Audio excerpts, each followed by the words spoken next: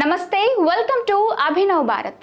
ఏపీలో కొత్తగా కొలువుదీరిన కూటమి సర్కారు గత ప్రభుత్వ విధ్వంసంపై శాఖల వారీగా శ్వేతపత్రాలు విడుదల చేయడమే కాదు, తమ నెల రోజుల పాలనపై కూడా ఒక ప్రోగ్రెస్ రిపోర్ట్ ప్రజల ముందుంచింది. చంద్రబాబు పాలనలో నెల రోజుల్లో రాష్ట్రానికి ఏం సాధించారో చెబుతూ 30 విషయాలను ఈ ప్రోగ్రెస్ రిపోర్ట్లో పొందుపరిచారు. అవేంటో ఒక్కసారి మనం చూసేద్దాం. 16,347 టీచర్ పోస్టులతో మెగా డిఎస్సి నోటిఫికేషన్. వృద్ధాప్య వితంతు పెన్షన్ 4,000 రూపాయలకు పెంపు.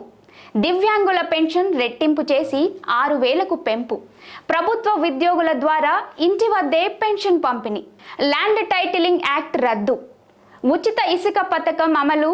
కేవలం లోడింగ్, రవాణా ఛార్జీలు చెల్లిస్తే చాలు.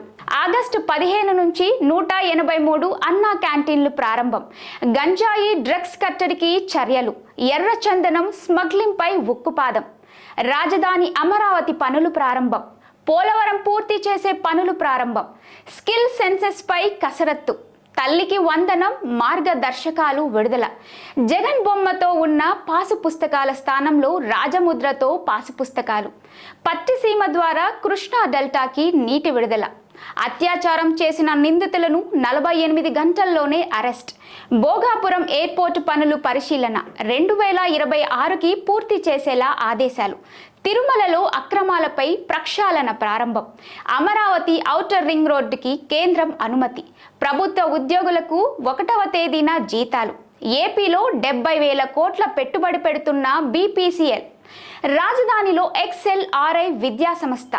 5 ఏళ్ల తరువాత పలాసకు సాగునీరు. 5 ఏళ్ల తరువాత పిఠాపురానికి పురుషోత్తపట్నం నీళ్లు. ఒక వాట్సాప్ కాల్తో 25 మంది దివ్యాంగ విద్యార్థులకు అండగా నిలిచిన లోకేష్. ఇంటర్ విద్యార్థులకు ఉచితంగా పాఠ్య పుస్తకాలు. తెలంగాణతో విభజన సమస్యలపై ముందడుగు. విజయవాడ తూర్పు బైపాస్కి కేంద్రం ఆమోదం. నిత్యావసర ధరల నియంత్రణకు చర్యలు. రైతు బజార్లలో తక్కువ రేటుకి బియ్యం, కందిపప్పు. 2 రోజుల ఢిల్లీ పర్యటనలో 7 మంత్రులు, ప్రధానితో రాష్ట్ర సమస్యలపై సమావేశమైన ముఖ్యమంత్రి. ఇదండి నెల రోజుల పాలనపై చంద్రబాబు ప్రోగ్రెస్ రిపోర్ట్.